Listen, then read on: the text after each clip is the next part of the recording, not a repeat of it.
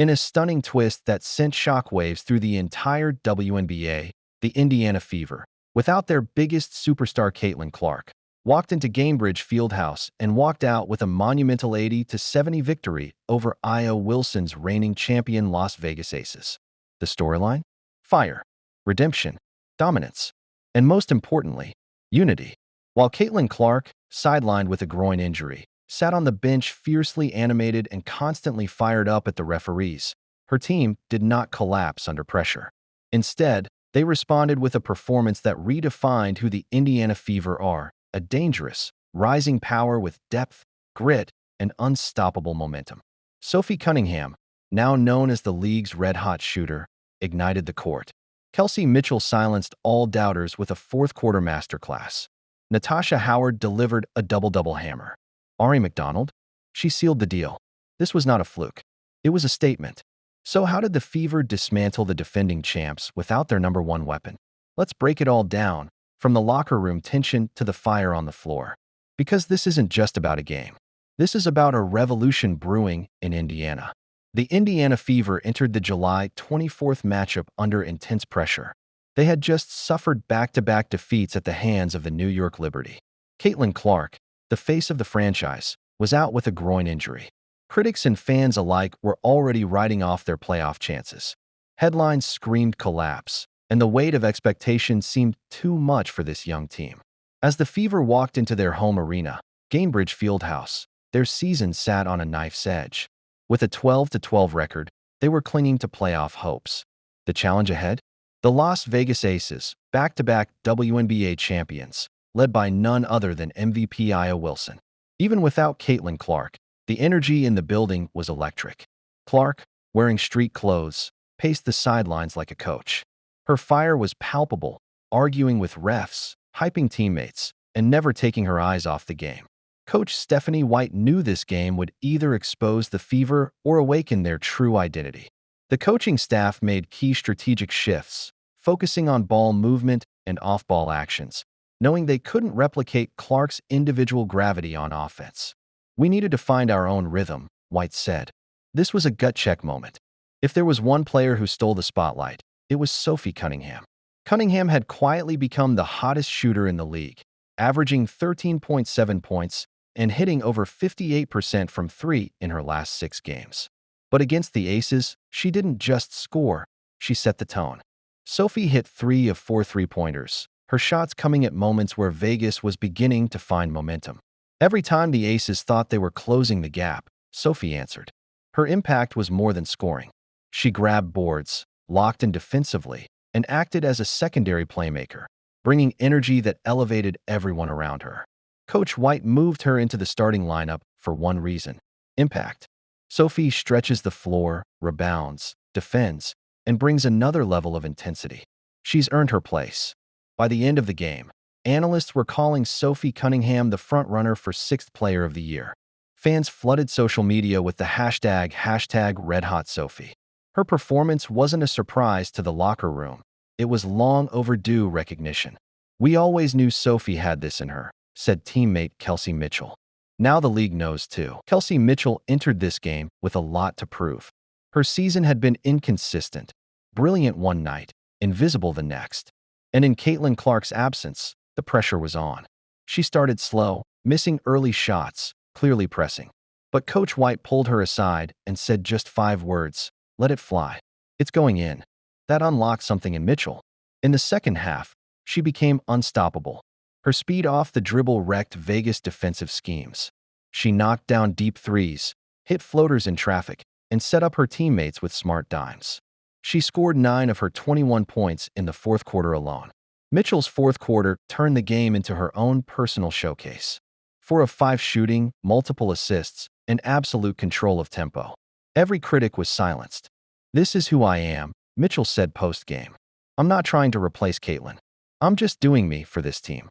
While the offense got the headlines, it was the defense that set the tone. Natasha Howard was the rock. She put up 18 points, 13 rebounds, and 3 steals. But more than the numbers, it was her presence. She protected the paint, fought for loose balls, and kept Io Wilson from dominating. "Our defense gets our offense going," Howard said. "If we clamp down, the shots fall easier.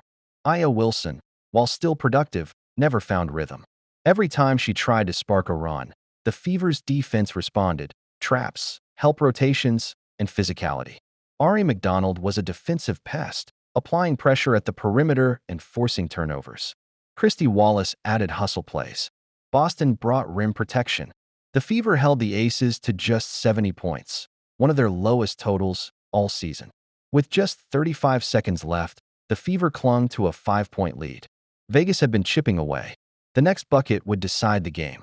Ari McDonald caught the ball at the top of the arc. No hesitation. No fear. A smooth step-back three. Swish. That shot broke the Aces' spirit.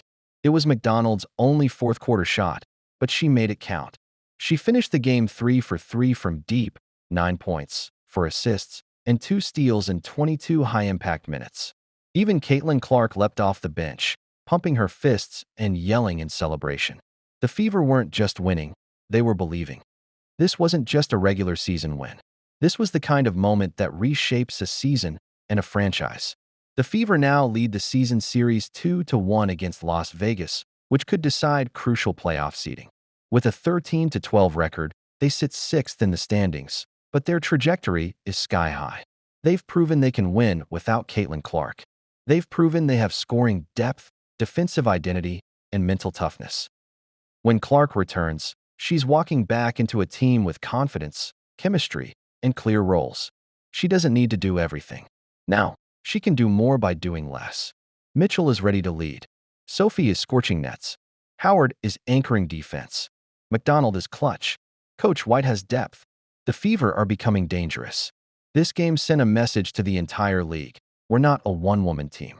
We're a problem. This win changed everything. The Fever didn't just beat a team. They beat a narrative. Aya Wilson and the Las Vegas Aces came in expecting an easy win. Instead, they walked out stunned. Clark may have been on the sidelines, but her fire burned through the entire team. From Sophie's red-hot shooting, to Mitchell's redemption arc, to McDonald's dagger 3. This was one of the most inspiring games of the 2025 WNBA season. And it's just the beginning. If you're fired up, comment Red Hot Sophie below. Don't forget to like, subscribe, and turn on all notifications. The Indiana Fever are cooking, and the rest of the league better watch out. Just when you thought this story was over, think again. The WNBA world didn't stay quiet after this one. In fact, it exploded. The moment the final buzzer sounded, social media went off like wildfire. Twitter, Instagram, TikTok. Fans couldn't believe what they'd just witnessed. The Indiana Fever, minus Caitlin Clark, taking down the defending champs? Even some of the league's biggest voices were stunned. Swin Cash tweeted, "That wasn't an upset, that was a statement." And Sue Bird said it best. Clark's the face, but this Fever team just showed they've got heart and a whole lot of firepower. But all eyes turned to Aya Wilson after the game. Reporters asked her what happened. She looked tired, tight, frustrated. Her answer? "We didn't execute. They hit big shots. We got to get better."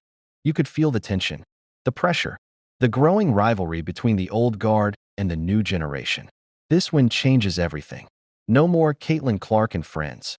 This is a team, a hungry, battle-tested squad that just proved they can beat anybody, even without their superstar.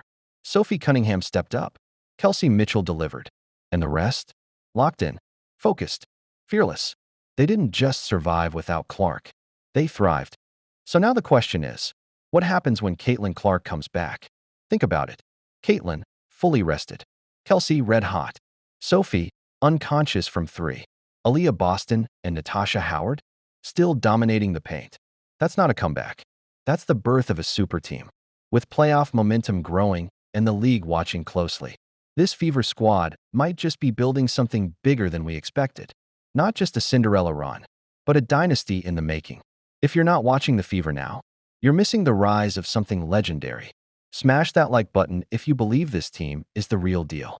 Subscribe for more insane WNBA updates, and we'll catch you in the next one. Because this is only the beginning.